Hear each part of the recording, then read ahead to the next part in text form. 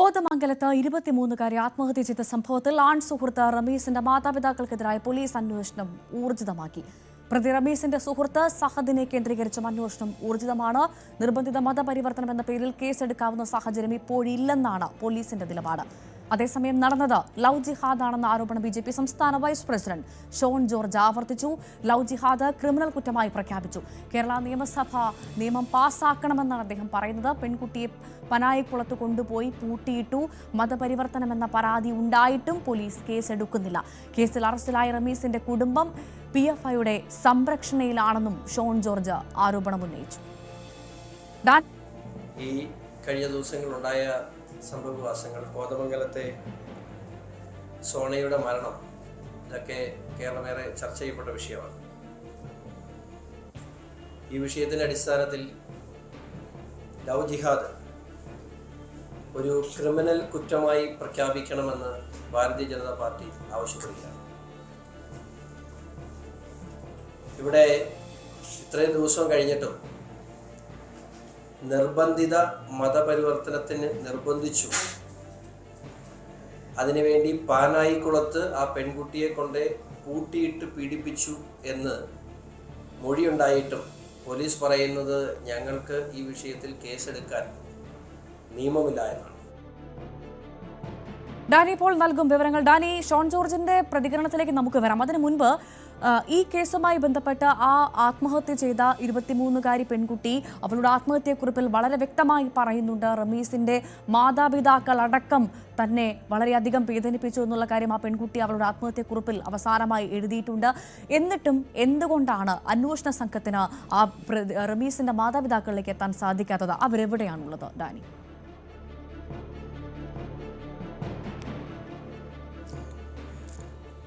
നിലവിൽ അവരെക്കുറിച്ച് വ്യക്തമായ സൂചനകളില്ല പോലീസിന്. അവർ ഏതാണ്ട് ഈ സംഭവം നടന്ന് ഇയാൾ അറസ്റ്റിലാകുമ്പോൾ, റമീസ് അറസ്റ്റിലാകുന്ന ആ ഒരു സമയം വരെയും എല്ലാം തന്നെ അവർ ആ വീട്ടിലുണ്ടായിരുന്നു എന്ന് പറയുന്നു. പക്ഷേ പിന്നീട് അതിനുശേഷമാണ് അവർ വീട് പൂട്ടി പുറത്തേക്ക് പോയതെന്നാണ് സമീപവാസികൾ പറയുന്നത്.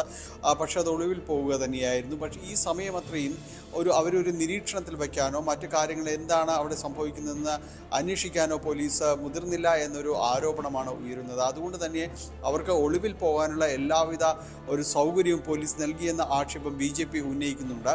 അതുകൊണ്ടാണ് അവർക്ക് ഒളിവിൽ പോകാനായിട്ട് കഴിഞ്ഞത് എന്നതടക്കമുള്ള കാര്യങ്ങൾ ഉയർന്നു വരികയും ചെയ്യുന്നുണ്ട്. ഇവരെ ഈ കേസുമായി ബന്ധപ്പെട്ടുകൊണ്ട് ചോദ്യം ചെയ്യേണ്ടത് വളരെ അടിയന്തരമാണ്. കാരണം ഇതിൽ ആരോപിക്കപ്പെടുന്നത് പോലെ, ഇതിൽ വലിയ പരാതിയായി ഉയരുന്നത് പോലെ ഈ മതം മാറ്റം എന്നതടക്കമുള്ള കാര്യങ്ങൾ നടന്നിട്ടുണ്ടെങ്കിൽ അത് ഇവർക്ക് എത്രമാത്രം പങ്കുണ്ട്? മാതാപിതാക്കളുടെ കൂടി നിർബന്ധ പ്രകാരമാണോ റമീസ് ഇത്തരം കാര്യങ്ങൾക്ക് നിർബന്ധിച്ചത്?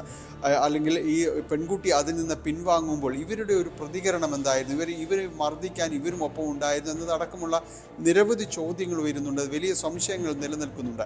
ഇക്കാര്യങ്ങൾക്കെല്ലാം തന്നെ വ്യക്തത വേണമെങ്കിൽ ഇവരെ കൂടി ചോദ്യം ചെയ്തേ പറ്റൂ. മാത്രവുമല്ല, അവിടെ ഉണ്ടായിരുന്ന ഒരു സുഹൃത്ത്, സഹദ് എന്ന് പറയുന്ന സുഹൃത്ത്, ഇയാളെക്കുറിച്ച് കൂടി അന്വേഷിക്കേണ്ടതുണ്ട്. എന്താണ് ഇയാളുടെ ഒരു സാഹചര്യം? ഇയാൾ എന്തുകൊണ്ട് പെൺകുട്ടിയെ മർദ്ദിക്കുമ്പോൾ ഇടപെട്ടിരുന്നില്ല എന്നതടക്കമുള്ള കാര്യങ്ങൾ പരിശോധിക്കപ്പെടേണ്ടതുണ്ട്. അപ്പോൾ ഇതുമായി ബന്ധപ്പെട്ട നിലനിൽക്കുന്ന ഈ മതപരിവർത്തനം എന്ന രീതിയിലുള്ളൊരു ആരോപണം വലിയ രീതിയിൽ ഒരു രാഷ്ട്രീയപരമായിട്ട് തന്നെ BJP ഒരു ഭാഗത്ത് ഉയർത്തുമ്പോൾ ഈ പെൺകുട്ടിയുടെ ആത്മഹത്യാക്കുറിപ്പിലടക്കം ഇത് സംബന്ധിച്ച് വളരെ വ്യക്തമായ രീതിയിലുള്ള സൂചനകളുള്ളപ്പോൾ എന്തുകൊണ്ട് പോലീസ് അതിൽ പരാതി എടുക്കുന്നില്ല? പോലീസ് ഇപ്പോഴും അതിന് വ്യക്തമായ തെളിവുകളുണ്ടെങ്കിൽ മാത്രം അതിലേക്ക് പോകാൻ കഴിയുകയുള്ളൂ എന്നെല്ലാം പറയുമ്പോൾ ഇതിൽ വളരെ നിർണായകമായ മൊഴിയെടുപ്പും അന്വേഷണവും എല്ലാം തന്നെ അവിടെയാണ് ഒരു സംശയം വരുന്നത്. സാധാരണ ഈ ആത്മഹത്യാക്കുറിപ്പ് വലിയൊരു തെളിവായിട്ടാണ് പോലീസ് സ്വീകരിക്കുന്നതെന്നാണ് ഞാൻ മനസ്സിലാക്കുന്നത്. അപ്പോൾ ഈ ആത്മഹത്യാക്കുറിപ്പിൽ ഇപ്പോൾ ഡാനി സൂചിപ്പിച്ചതുപോലെ തന്നെ വളരെ വ്യക്തമായി പറയുന്നുണ്ട് ഈ മതപരിവർത്തനത്തിനുള്ള ശ്രമം നടന്നു എന്നത് ആത്മഹത്യാക്കുറിപ്പിൽ പറയുന്നു മനസ്സിലാക്കുന്നു.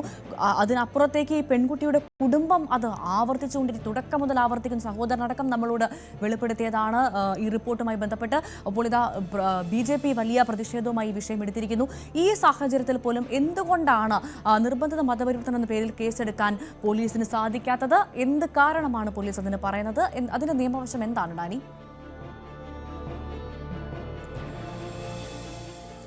പോലീസിന് ഇക്കാര്യത്തിൽ മുന്നോട്ട് പോകണമെങ്കിൽ കൃത്യമായ തെളിവുകൾ വേണം, കൃത്യമായ ഒരു സാക്ഷിമൊഴികൾ അടക്കമുള്ള ഒരു കാര്യങ്ങൾ പോലീസിന് വേണം. കാരണം ഈ പെൺകുട്ടി ആരോപിക്കുന്നത് പോലെ, പെൺകുട്ടിയുടെ കുടുംബം ആരോപിക്കുന്നത് പോലെ കാര്യങ്ങൾ നടന്നിട്ടുണ്ടെങ്കിൽ അത് വ്യക്തമായ തെളിവുകളുടെ അടിസ്ഥാനത്തിൽ മാത്രമേ മുന്നോട്ട് പോകാനായിട്ട് കഴിയുകയുള്ളൂ. മാത്രവുമല്ല, സംസ്ഥാനത്ത് ഇതൊരു മതപരിവർത്തന നിയമം സംബന്ധിയായ കാര്യങ്ങളിൽ ഇനിയും ഒരു മറ്റ് ചില സംസ്ഥാനങ്ങളിൽ നിലനിൽക്കുന്നത് പോലെ ശക്തമായ ഒരു നിയമവും കാര്യങ്ങളും ഒന്നും തന്നെയില്ല. അപ്പോൾ ഇക്കാര്യങ്ങളിലെല്ലാം തന്നെ കൃത്യമായ തെളിവുകളുടെ അടിസ്ഥാനത്തിൽ മാത്രമേ മുന്നോട്ട് പോകാനായിട്ട് സാധിക്കുകയുള്ളൂ. അതിൽ ചോദ്യം ചെയ്യലുകൾ തന്നെയാണ് അനിവാര്യമായിട്ടുള്ളത്. ഇതിൽ പെൺകുട്ടിയുടെ ഈ റമീസിൻ്റെ മാതാപിതാക്കളെ അടക്കമുള്ള ഈ കാര്യങ്ങളിൽ ചോദ്യം ചെയ്യേണ്ടതുണ്ട്. പോലീസിന് ലഭിച്ചിരിക്കുന്ന ഈ ആത്മഹത്യാക്കുറിപ്പിൽ പറയുന്ന കാര്യങ്ങൾ അത് വലിയ രീതിയിൽ തന്നെ ഈ ആത്മഹത്യാക്കുറിപ്പ് തെളിവ് തന്നെയാണ്, സംശയമൊന്നുമില്ല. ആ പെൺകുട്ടി തനിക്ക് പറയാനുള്ളത് അത്രയും പറഞ്ഞു വെച്ചിട്ടാണ് കടന്നു പോകുന്നത്. അപ്പോൾ ഈ പറയുന്ന കാര്യങ്ങൾ അതൊരു മരണമൊഴി പോലെ തന്നെ പ്രധാനപ്പെട്ടത് തന്നെയാണ്. അപ്പോൾ ഈ കാര്യങ്ങൾ പറയുന്നതിൽ എന്താണ് അവിടെ നടന്നിട്ടുള്ളതെന്ന് പരിശോധിക്കുന്നു. റമീസിൻ്റെ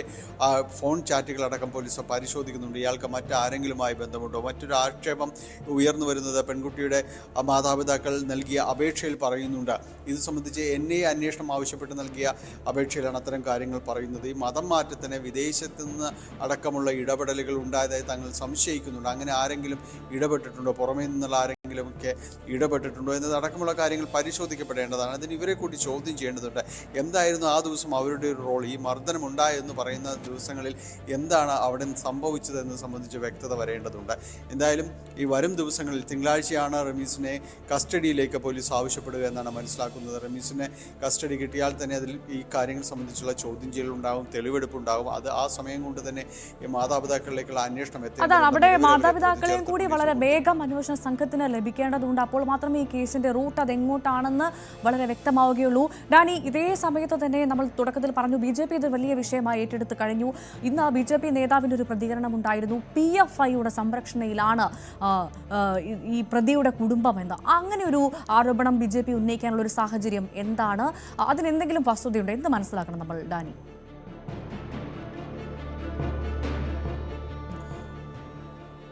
ഇക്കാര്യത്തിൽ BJP ഇത് കഴിഞ്ഞ കുറച്ച് ദിവസങ്ങളായി പറയുന്നത് ഒരു സ്ഥലനാമവുമായി ബന്ധപ്പെട്ടുകൊണ്ടുള്ളതാണ്. അതിൽ ഈ പറവൂർ മേഖലയ്ക്കപ്പുറമുള്ള ഈ പനായിക്കുളം എന്ന് പറയുന്ന സ്ഥലത്തെ ഉള്ളതാണ്.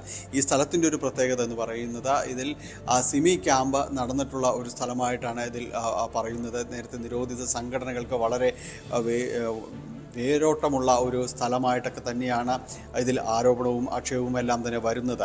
ഇന്നിപ്പോൾ ഷോൺ ജോർജ് പറഞ്ഞത് ഈ സംഘടനകൾക്ക് ഇപ്പോഴും അവിടെ സാന്നിധ്യമുണ്ട്. ഇത് നിരോധിക്കപ്പെട്ട സംഘടനകൾ സിമി, അതിന് മറ്റൊരു ഫോർമാറ്റാണ് PFI എന്ന് അദ്ദേഹം പറയുന്നു. അപ്പോൾ ഇവരെല്ലാവരും ഇപ്പോഴും അവിടെ അദൃശ്യ സാന്നിധ്യമായിട്ട് തന്നെയുണ്ട്. മതപരിവർത്തനം അടക്കമുള്ള കാര്യങ്ങൾ ഇതിൽ പറയേണ്ടതാണ്. സംസ്ഥാനത്ത് ആദ്യ തീവ്രവാദ കേസുകളടക്കം രജിസ്റ്റർ ചെയ്യപ്പെടുന്നത് ഇവിടെയാണ്. പിന്നീട് ആ കേസ് സുപ്രീം കോടതി അടക്കം തള്ളിയെങ്കിൽ കൂടിയും ഇത്തരമൊരു സാഹചര്യം അവിടെ ഉണ്ടായിരുന്നു എന്നതാണ് BJP പ്രവർത്തകർ പറയുന്നത്.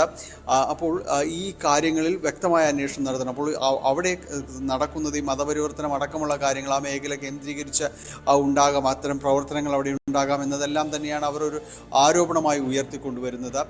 ഈ ഘട്ടത്തിൽ തന്നെയാണ് ഇന്ന് ഷോൺ ജോർജും പറഞ്ഞത് ഇത് അന്വേഷിക്കേണ്ടതാണ് എന്നതടക്കമുള്ള കാര്യങ്ങൾ അവർ പറയുന്നത്.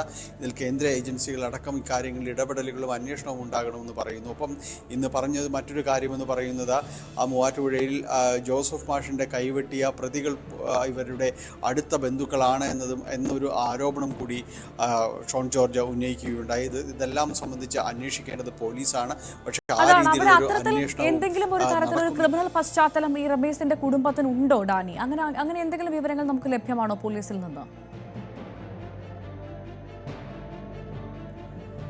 നിലവിൽ അങ്ങനെയുള്ളൊരു വിവരങ്ങളിലേക്കൊന്നും പോലീസ് എത്തിയിട്ടില്ല. പോലീസ് അതിൻ്റെ ഒരു പ്രാഥമിക അന്വേഷണത്തിൻ്റെ വിവരങ്ങളിലേക്കൊന്നും ഇതുവരെ അത്തരം കാര്യങ്ങൾ വന്നിട്ടില്ല എന്ന് തന്നെയാണ് മനസ്സിലാക്കാൻ കഴിയുന്നത്. ഇതൊരു ആരോപണം എന്ന രീതിയിൽ BJP ഉയർത്തുന്നുണ്ട്. ഇത് സംബന്ധിച്ച് വളരെ വ്യക്തമായ രീതിയിൽ അന്വേഷിക്കണമെന്നാണ് BJP ആവശ്യപ്പെടുകയും ചെയ്യുന്നത്. പ്രത്യേകിച്ച് NIA അടക്കമുള്ള ഏജൻസികളാണ് ഇക്കാര്യങ്ങളിൽ ഇടപെടേണ്ടത് എന്ന് പറയുന്നു. കുടുംബവും അത് തന്നെ ആവശ്യപ്പെടുന്നുണ്ട് എന്നത് തന്നെയാണ് ഇതിലൊരു പ്രത്യേകത. അതായത് പെൺകുട്ടിയുടെ കുടുംബവും ഇത് ആവശ്യപ്പെടുന്നുണ്ട്. ഇത് അന്വേഷിക്കണം. വലിയ ഇടപെടലുകൾ ഉണ്ടായിട്ട് ഉണ്ടായിട്ടുണ്ട് എന്നത് അവർ പറയുമ്പോൾ ഇതിങ്ങനെ ചൂഴ്ന്നു നിൽക്കുന്ന വലിയ രീതിയിലുള്ള സംശയങ്ങൾ ഉയരുന്ന സംഭവമായതുകൊണ്ട് തന്നെ ഇതേക്കുറിച്ച് വളരെ വ്യക്തമായ രീതിയിലേക്ക് അന്വേഷണം പോകേണ്ടതുണ്ടെന്ന് ചൂണ്ടിക്കാണിക്കപ്പെടുന്നു. ഏതായാലും വരും ദിവസങ്ങളിൽ ആ രീതിയിലേക്ക് പോകുമെന്ന് തന്നെ നമ്മൾക്ക് പ്രതീക്ഷിക്കാം. പ്രത്യേകിച്ച് റമീസിനെ കസ്റ്റഡിയിലേക്ക് കിട്ടുമ്പോൾ അതുമായി ബന്ധപ്പെട്ടുകൊണ്ടുള്ള ചോദ്യം ചെയ്യലുകൾ ഉണ്ടാകുമ്പോൾ തുടർ ചോദ്യം ചെയ്യലുകളിലേക്ക് ഇയാളുടെ കുടുംബത്തെ കൂടി അതിനു മുൻപ് അന്വേഷിച്ച് കണ്ടെത്താൻ കഴിയുമെന്ന് തന്നെയാണ് പോലീസ് സൂചിപ്പിക്കുന്നത്. ഏതായാലും ഈ വരുന്ന ആഴ്ച ഈ കേസുമായി ബന്ധപ്പെട്ടുകൊണ്ട് വളരെ നിർണായകം തന്നെയാണ്. കാരണം ഈ വളരെ വലുതാണ് ഉയരുന്ന ചോദ്യങ്ങൾ. അതിനെ ഒരു ഭാഗത്ത് ഒരു രാഷ്ട്രീയ സമ്മർദ്ദമായിട്ട് BJP ഉയർത്തി കാണിക്കുമ്പോൾ ഇതിൻ്റെ സത്യം എന്താ എന്നത് സംബന്ധിച്ച് പൊതുസമൂഹവും കാത്തിരിക്കുകയാണ് എന്താണ് നടന്നിട്ടുള്ളതെന്ന്. അതിലേക്ക് ഒരുപക്ഷെ വരും ദിവസങ്ങളിൽ കൃത്യമായൊരു വിശദീകരണം നൽകാൻ പോലീസിന് അന്വേഷണ സംഘത്തിന് കഴിയുമെന്നാണ് പ്രതീക്ഷിക്കുന്നത്. ഏതായാലും പ്രത്യേക അന്വേഷണ സംഘത്തെയാണ് ഇതുമായി ബന്ധപ്പെട്ട് രൂപീകരിച്ചിരിക്കുന്നത്. മൂവാറ്റുപുഴ DYSPയുടെ നേതൃത്വത്തിൽ 10 അംഗ അന്വേഷണ സംഘമാണ് ഇതുമായി ബന്ധപ്പെട്ടുള്ളത്. അവർ അന്വേഷണം തുടരുകയാണ്. വരുന്ന ദിവസങ്ങളിൽ ഇതുമായി ബന്ധപ്പെട്ടുകൊണ്ട് നടക്കുന്ന നീക്കങ്ങൾ നിർണായകം തന്നെയാണ്. ടാനി പോളാണ് വിശദ വിവരങ്ങൾ പങ്കുവച്ചത്. വളരെ പെട്ടെന്ന് മറ്റു വാർത്തയിലേക്ക് എത്താം. ഇടവേളയ്ക്ക് ശേഷം.